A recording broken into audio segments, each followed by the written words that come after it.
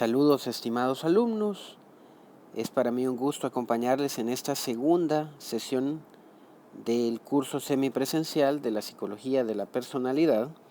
En esta ocasión revisaremos los aspectos formales. La sesión anterior platicábamos sobre los aspectos históricos. En esta ocasión daremos un enfoque más formal ya en relación sobre algunos aspectos académicos, algunos aspectos más científicos, y pues tenemos por un objetivo explorar las diferentes definiciones del término personalidad, así como los diferentes factores que influyen en su configuración a través de la exploración de los distintos aspectos de investigación de la personalidad. Revisamos entonces un primer concepto de personalidad que nos brinda Gordon Allport. Él nos plantea que la personalidad es la organización dinámica de los sistemas psicofísicos que determina una forma de pensar y de actuar, única en cada sujeto en su proceso de adaptación al medio. También Larsen y Bush, autores del libro que utilizaremos como base en este curso semipresencial, nos brindan una definición de personalidad y nos hablan de ella como un conjunto de rasgos y mecanismos psicológicos que posee el individuo, organizados y relativamente duraderos, que influyen en sus interacciones y adaptaciones al ambiente, tanto intrapsíquico como físico y social. Como podemos observar, ambas definiciones tienen algunos aspectos comunes.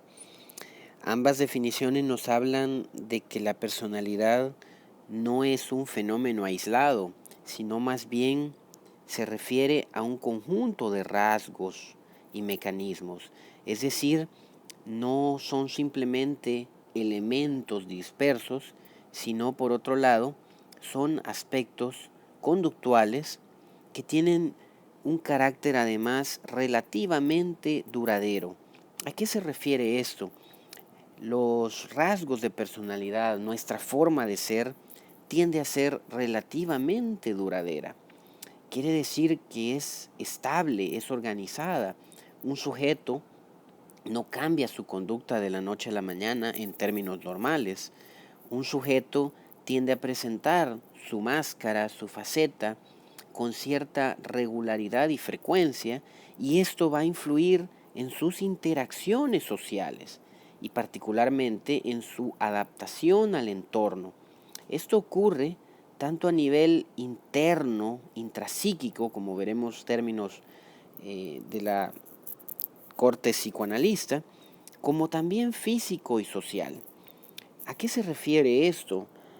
Se refiere a que el individuo necesita de su personalidad para tener un rendimiento adecuado ante las exigencias del medio que lo rodea.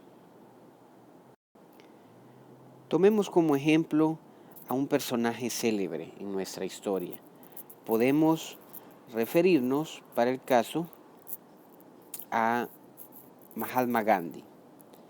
Todos sabemos que su personalidad ha sido fuertemente comentada a lo largo de la historia moderna. Su personalidad no surge de una manera casual.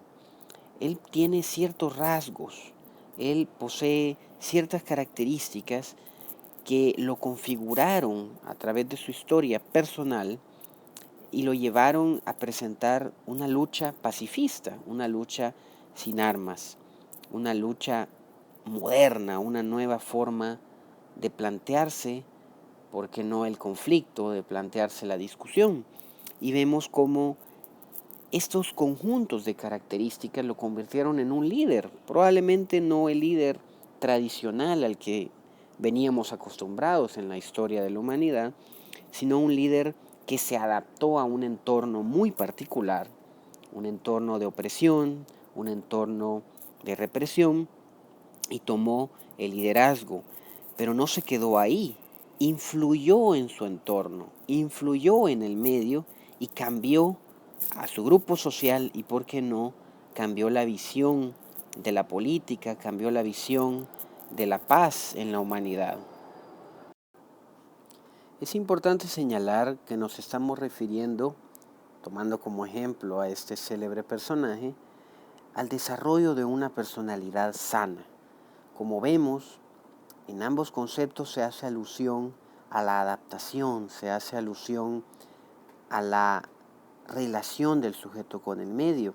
Claro, cuando la personalidad se distorsiona, aquí hablamos de una desadaptación, de una disfuncionabilidad, que eso lo verán ustedes posteriormente en la psicopatología, en la psicología anormal. Luego de revisar dos conceptos de personalidad, tenemos que entender de que no hay una sola manera de definirlo, no hay una sola manera de entender y de cómo concebir a la personalidad. Esto ha cambiado a lo largo del tiempo y dependiendo las diversas necesidades que tenemos al describir la personalidad de un sujeto, podemos recurrir a diversos tipos de definición. Para el caso vamos a revisar, por ejemplo, las definiciones aditivas. Ustedes recordarán la palabra adición, significa una suma. ¿Qué tipo de definiciones son estas? Son aquellas definiciones de la personalidad que la ven como la suma de un conjunto de características. ¿Cómo así? Por ejemplo, para describir a un sujeto, empezamos a describir sus características. Podríamos decir que es inteligente, podríamos decir que es amable, podríamos decir que es sociable. Bajo este tipo de definición, bastaría con simplemente sumar sus características, sumarlas y listarlas. Pero hay otro tipo de definiciones, las llamadas definiciones integradoras. Este tipo de definiciones dan un paso más, enfatizan el carácter organizado y estructurado de esta adición. De esta manera se complejiza la personalidad y ya no basta con sumar, ya no basta con listar, porque ustedes saben que un sujeto puede ser inteligente y amable, pero lo puede ser en su trabajo y no en su vida personal. Puede ser también sociable, pero puede ser únicamente en función de satisfacer ciertas necesidades. O a la vez, el sujeto va siendo cada vez más multifacético y desempeñándose en distintos entornos. Pero también hay otra manera de definir la personalidad de alguien, y esta puede ser también las definiciones jerárquicas. ¿A qué se refiere una jerarquía? Como ustedes pueden observar, una jerarquía se refiere, por ejemplo, a una pirámide. En la pirámide siempre observamos una base, ¿verdad? Siempre observamos elementos que van sosteniendo la estructura hasta llegar a la cúspide de la pirámide. Este tipo de definiciones admiten la estructura integrada de los elementos que conforman la personalidad, es decir, admiten los aspectos de las definiciones integradoras, pero con preponderancia de unos elementos sobre otros. Es decir, habrán categorías, habrán áreas de la personalidad que tendrán mayor preponderancia en otros. Por ejemplo, en las teorías psicoanalíticas se propone una estructura superior que determina fundamentalmente la conducta del individuo. Por ejemplo, el famoso superyo. Pensemos en un personaje popular. Por ejemplo, todos tal vez ubican al famoso Ned Flanders de la serie de Los Simpsons. En este sujeto, ciertamente, hay una estructura preponderante. Probablemente su super yo, su estructura de la personalidad, lo reprime mucho, ¿verdad? Y lo obliga a constantemente tener una conducta bastante ideal que lo lleva ciertamente también a situaciones bastante particulares. También finalmente revisaremos otro tipo de definición de la personalidad y estas son las definiciones de ajuste al medio.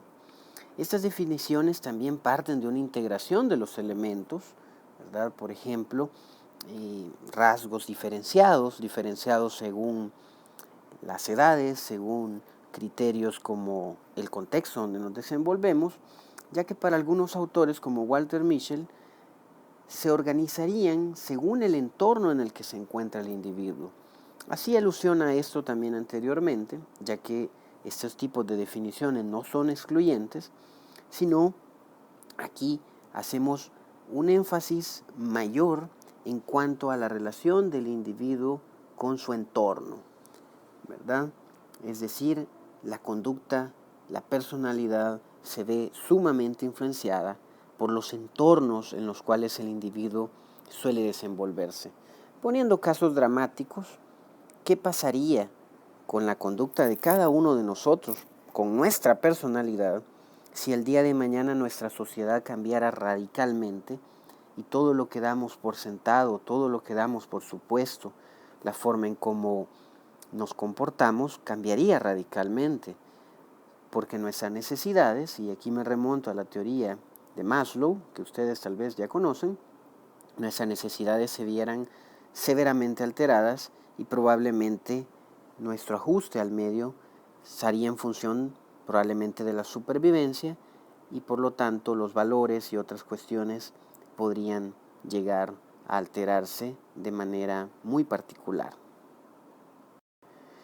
Pero la personalidad, como estamos ya haciendo alusión, no surge de manera arbitraria, está constantemente influenciada por diversos factores que cada uno de nosotros ha experimentado con variantes significativas. Los factores que influyen en la personalidad de todo individuo en general, y aquí insisto de una manera muy general, pueden subdividirse en dos grandes categorías: los aspectos hereditarios y los aspectos ambientales. Sin embargo, de forma más específica puede establecerse la existencia de factores genéticos, familiares, escolares y laborales, abarcando los grandes sectores donde se desenvuelve toda persona a lo largo de su vida. No puedo dejar de mencionar que tradicionalmente en la ciencia y particularmente en la psicología ha existido un debate muy fuerte a nivel científico entre la herencia y el ambiente. Ustedes pueden revisar en el contenido complementario que se les facilitará esto de una manera tal vez más profunda. Sin embargo, como menciono, hay mucho debate entre la influencia de los aspectos hereditarios y ambientales en la personalidad. Han habido corrientes de pensamiento que defienden que lo más importante es, por ejemplo, la herencia, mientras que otras, en contraposición, plantean que el ambiente es más crítico.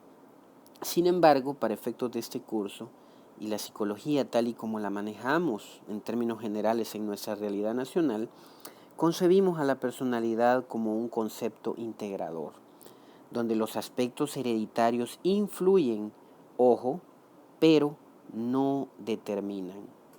Influyen, pero no determinan. Esta visión integradora se proyecta en los conceptos de temperamento y carácter, aspectos hereditarios y ambientales de la personalidad respectivamente. Es interesante hablar de temperamento y carácter como dos elementos de los cuales tradicionalmente se ha entendido cuya suma definen de una manera muy simplista lo que es la personalidad. Esta es una visión, insisto, muy simple de la personalidad, pero también a la vez muy fundamental para entender los aspectos que estaremos revisando posteriormente. Señalamos entonces los aspectos genéticos como aspectos muy influyentes en la personalidad. Ustedes recordarán en desarrollo del niño cómo todo el proceso embrionario, todas las fases del desarrollo prenatal pueden ser muy críticas en cuanto a aspectos congénitos, a aspectos de herencia que sin duda marcarán todo el desarrollo de la personalidad. Pero también nuevamente me remonto a desarrollo humano. La familia y la escuela son aspectos sumamente críticos. La calidad del hogar, el afecto, la disciplina son y serán siempre aspectos que moldearán en general todo la personalidad, particularmente el carácter del individuo. Aparecen, ustedes recordarán, el desarrollo moral, el desarrollo cognitivo y otros aspectos relacionados. Otros aspectos relacionados como por ejemplo la escuela, los compañeros de clases y las diversas personas que nos rodean. Fíjense nada más en el contexto escolar salvadoreño, la manera en cómo los jóvenes se relacionan unos con otros, en cómo nuestra niñez interactúa con sus maestros, interactúa en su tiempo libre en la escuela y cómo el ocio y el juego empiezan también a influenciar nuestras relaciones personales y nuestra visión del mundo en general. Y aquí aparecen los diversos aspectos psicosociales. Vivimos, muchos de nosotros, en nuestra realidad nacional, en concentraciones, en ciudades, a nivel urbano. Esto genera una serie de características muy particulares que tal vez muchos podrían identificar. Ansiedad, estrés, tensión, etc. Y también, por otro lado, nuestra sociedad moderna está enfrentando retos relacionados con la tecnología y los accesos a la comunicación de masas. Esto también está cambiando significativamente la manera en cómo el individuo desarrolla su personalidad, particularmente el individuo adolescente, que como ustedes recordarán, está en una fase, según Erik Erikson, de búsqueda de la identidad. Finalmente, revisaremos los aspectos de investigación de la personalidad. Revisaremos algunas fuentes principales de datos de la personalidad. Revisaremos cómo la personalidad se puede medir y evaluar, así como nos podemos plantear diversos diseños de investigación para establecer y poder observar de una manera científica la personalidad. En general, Larsen y Bush nos hablan de distintos tipos de fuentes de datos acerca de la personalidad. Aparecen primero los datos de autorreportes o llamados datos A. Por ejemplo, aquí tenemos para el caso las escalas Likert.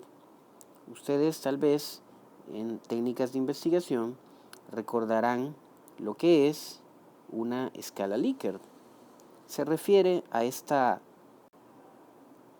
lista donde nos encargamos de ponderar y el propio sujeto, en el caso del autorreporte, nos brinda datos sobre sí mismos, datos sobre su personalidad y la manera en cómo él se describe a sí mismo. De igual manera, podemos observar los datos O, que son los datos de reporte del observador. ¿Cuál observador? Pues puede ser el psicólogo, pueden ser los mismos padres, y esto implica, primero, seleccionar a los observadores.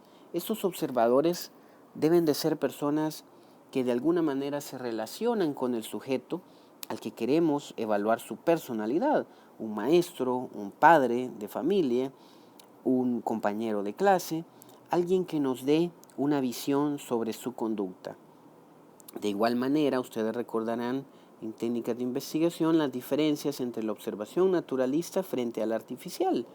No es lo mismo investigar la personalidad de un joven adolescente, por ejemplo, en su hora de recreo en la escuela, o bien hacerlo en el consultorio de una psicóloga. Aquí, como ustedes sabrán, la conducta se tiende a transformar en función de el contexto en el que se desenvuelve. Por otro lado, tenemos los datos de prueba, los datos P. Estos datos son muy relacionados con aspectos psicométricos. Por ejemplo, los datos que nos brindan dispositivos mecánicos de registro, como podrían ser ciertos test psicométricos, datos fisiológicos, también como lo que nos brindan aparatos especializados como el famoso polígrafo. Pero también aparecen las técnicas proyectivas. Tal vez ustedes han escuchado o han visto en algunas de sus otros cursos lo que son, por ejemplo, ciertos test proyectivos, como puede ser el famoso test de la familia y de igual manera también el muy famoso test de Rorschach.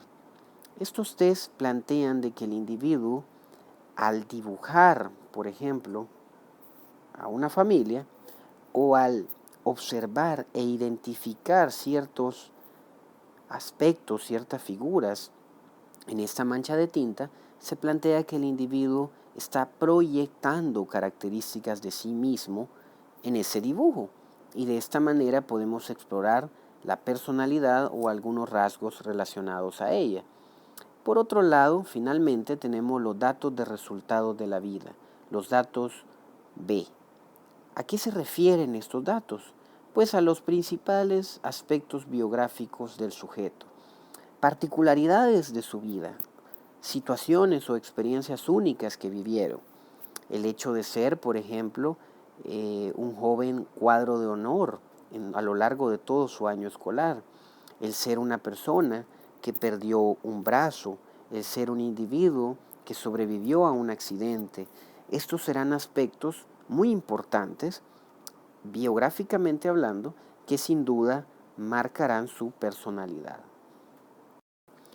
Continuando con estos aspectos de investigación, es importante tener en cuenta que necesitamos contar con la confiabilidad, la validez y la generabilidad en cuanto a los aspectos que medimos, en cuanto a los aspectos que evaluamos de la personalidad. Confiabilidad, por ejemplo, se refiere a que lo que estamos observando sea consistente. Digamos, si un individuo suele ser agresivo, pues esto debería proyectarse en cada una de las áreas de la vida donde el individuo se desenvuelve. Probablemente será agresivo en su casa, probablemente será agresivo en su trabajo, será agresivo manejando y será agresivo en general en todas las facetas de su vida.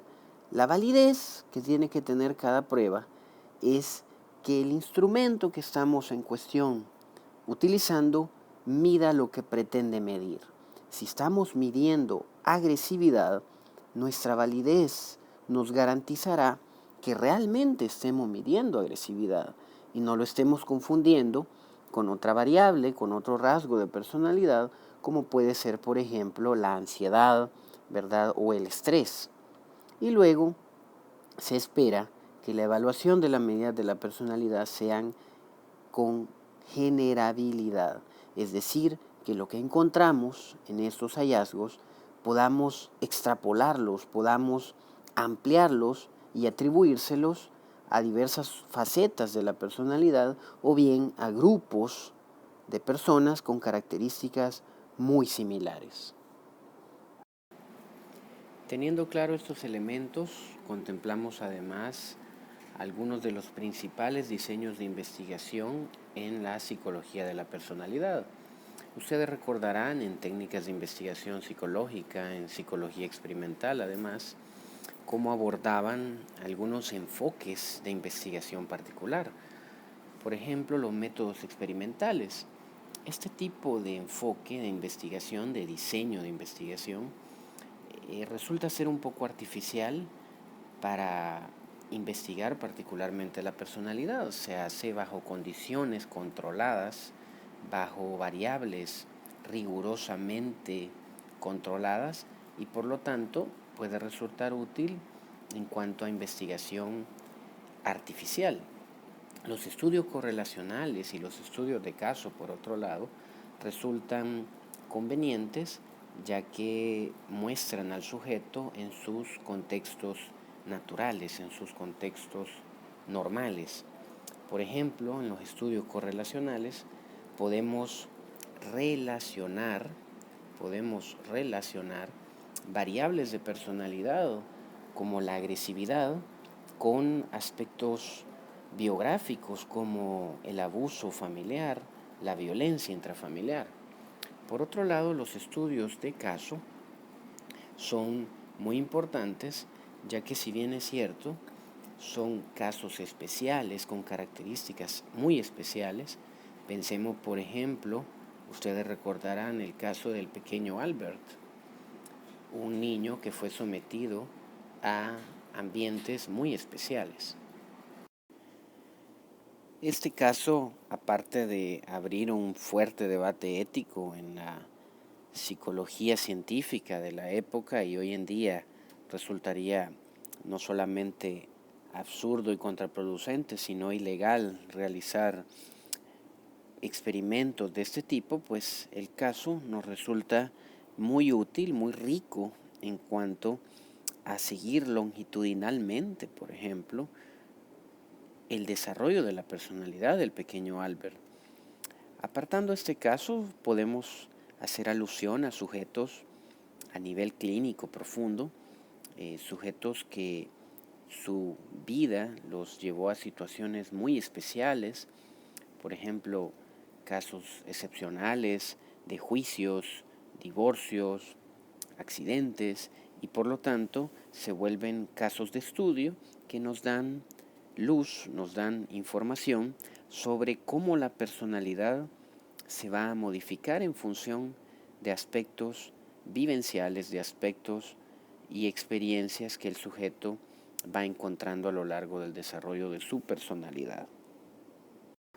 Recapitulando, hemos revisado los distintos conceptos de la personalidad, las maneras en cómo podemos definirlo, los diversos tipos de definición de personalidad, así como las influencias y algunos aspectos de evaluación e investigación de la personalidad que son sin duda aspectos fundamentales para comprender a esta altura del curso. Espero haya sido de su agrado el material. Como siempre les dejo las referencias principales donde se consultó para realizar este material. Un saludo y hasta pronto.